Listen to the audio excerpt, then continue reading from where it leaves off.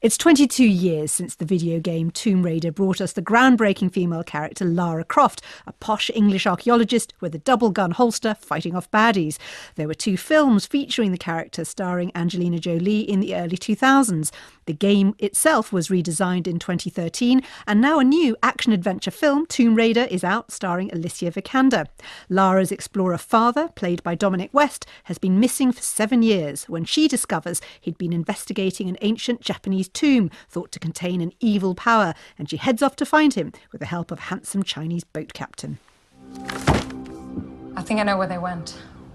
They were headed to an uninhabited island, somewhere off the coast of Japan. There's at least 6,000 islands off the coast of Japan. Hardly any of them are populated. Well, I have a map. Now all I need to do is to figure out what these are. They're clock hands. They are clock hands. That's the one. That's right in the middle of the Devil's Sea. You might as well tie a stone to your foot and jump off the boat now. It'll be an adventure. Death is not an adventure. Daniel Wu and Alicia Vikander in the new Tomb Raider to discuss the film and its relationship with the game. I'm joined by film critic Kate Muir and Julia Hardy, Radio 1's games expert who grew up playing Tomb Raider. So, Julia, first, as a young female gamer, what impact did Lara Croft have? So Lara had a huge impact for a couple of reasons. One, there wasn't really any other female. I mean, we had Ms. Pac-Man, but it was just Pac-Man with a bow. We're not being fooled by anything. We had Samus Aran as well, but there wasn't really any kind of big character that really kind of changed how we felt about games. And it was very much at that time, you know, it felt like it was very much catered for young men who played games, and all of a sudden we saw this woman in the game who we could sort of relate to. With an interesting story as well. Yeah. The game was rebooted in 2013 with, I gather, more of an origin story. How much of this film has it got to do with that reboot of the game? It's actually quite interesting because if you actually go online, someone's cut like a scene by scene what they've actually taken out. So not just from the 2013 Tomb Raider reboot, but from the sequel to that, which was called Rise of the Tomb Raider. They've actually lifted bits of the story. So it's kind of, the film's basically a mashup almost of the 2 games in some way. A lot of the set pieces, which is the kind of big action explodey, oh my goodness, they're going to fall off the edge bits, were taken from the game. So it's quite odd watching it because I sort of felt like I'd seen it before a little bit, but obviously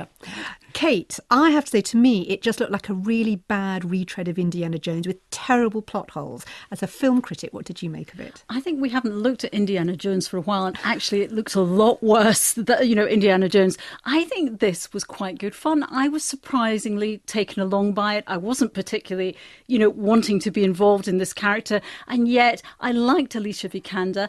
I liked that she'd got these fantastic arm muscles, and she did a lot of cliffhanging. Oh, and she's worked really hard in this film. I love the origin story that she was basically a Deliveroo bike messenger in East London. And I thought that was just really interesting. And it took us an hour at least before we got into any tomb raiding. And I was much more interested in that than the kind of set piece, kind of PlayStation pieces where we jumped over kind of missing floors and spiky things. Well, let's talk about that because, Julie, there are a lot of chase sequences. And I felt watching it felt like these were quite like gameplay.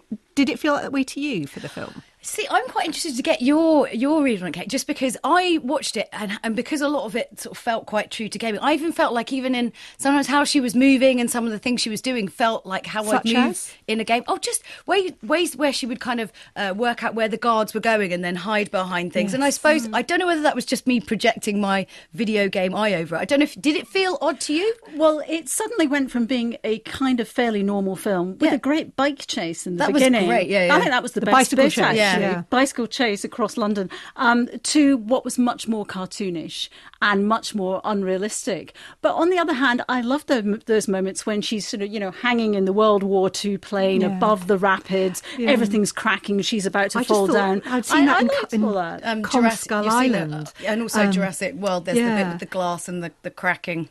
Kate, a lot of people remember the Angelina Jolie Tomb Raider films from the early 2000s. How does her Lara and Alicia Vikander Vikanders compare? I think they're completely different. They could almost not be the same person. I mean, I think Alicia Vikander is much, much more naturalistic, much more human, much more ordinary.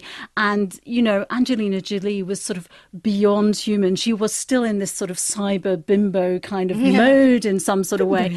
And also sort of much more sophisticated, seemed to be much older, much more sexual. I think Lara Croft revisited is less sexual. Yeah, Julia, tell me, because I have to say, I thought Alicia Vikander's character was not sexy to the point of being sexless. But she was a bit flirty. She had some cheeky flirts in there, but nothing quite as Angelina Jolie. I think the easiest way of explaining it is to kind of use James Bonds. You can use James Bonds to explain pretty much anything. So I feel like Angelina Jolie was very much kind of the Roger Moore of the franchise, whereas Alicia Vikander's getting a little bit more into the Timothy Dalton-esque, but a bit lighter. Timothy Dalton was quite serious, a bit too serious maybe, but I completely refuse to accept this analogy, but you're entitled to make it. Timothy Dalton was much stronger.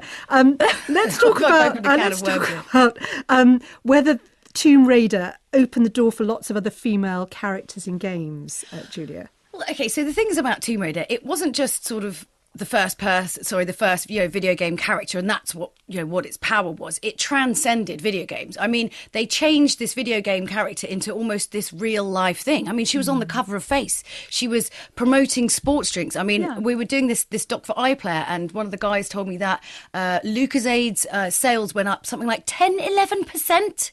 Can you imagine? Yeah. She was the first digital celebrity. Yes. I mean, it was such a weird thing. Yeah, definitely. Kate, I'm also struck by this film coming out at a time when Black Panther and Wonder Woman have made a huge impact. And I have to say, both those films felt to me like they did break new ground in how they featured strong action women. As you know, I don't think Tomb Raider compares. But I wondered what you thought about those kinds of women in films and who this film is pitched at. I think it's pitched at a younger audience, and I just don't know if they just will know about the brand now and be less playing of the game. I think it's aimed at the kind of Hunger Games audience. Yes, well, she and I think bow and there's arrow sort of archery stuff. Yeah. And I also like to see that out there because, you know, after the Hunger Games, girls applying for archery courses went up 100%. And I think to go, if you have a 12-year-old or 14-year-old, to go and see that film and appreciate her athleticism, physicality, ability with archery. I think it's quite good. I think it's a very different audience from perhaps the original, more geeky, more sophisticated Because I can't audience. imagine, guys in their 40s and 50s thinking, I have to go and see this new Tomb Raider. Maybe I'm wrong. What do you think, I don't Julia? know. So the 2013 reboot was the biggest sales of the game. It and it wasn't just people who used to play the old Tomb Raider. It was a whole new kind of generation playing it. And I presume the logic is that obviously those two games did really well, so they were like, great, let's make a film. So I think and the same thing with like James Bond. It's that kind of reversioning of the franchise that's bringing together the old and the new. Because there were a lot of touches to when she doesn't get the axe, which is the sort of main thing from the game. It's about 3/4 of the way through, not till the very end scene where she gets her guns. I know, which I think is a big mistake when you withhold stuff. Similarly, Kristen Scott Thomas, is wasted. There's obviously stuff set up for a sequel. I don't think, I could be wrong, I don't think that sequel's going to happen. I think what do you think about the possibility? Well, it's interesting. The reviews online, and it's hard to tell because it's just opening, men don't really seem to like it very much. Mostly male critics are saying no on Rotten Tomatoes.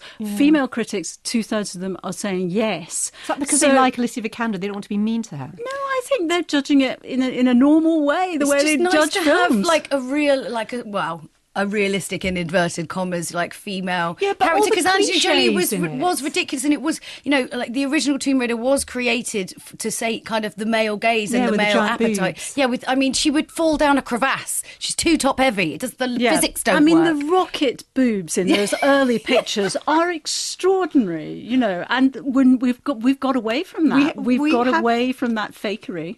Yeah. It's fair to say we've come a long way from then. Kate Muir and Julia Hardy, thank you both. Tomb Raider is in cinemas tomorrow, stiff at 12A. You can tell both my guests liked it. I can't say I recommend it. And Julia will be staying with me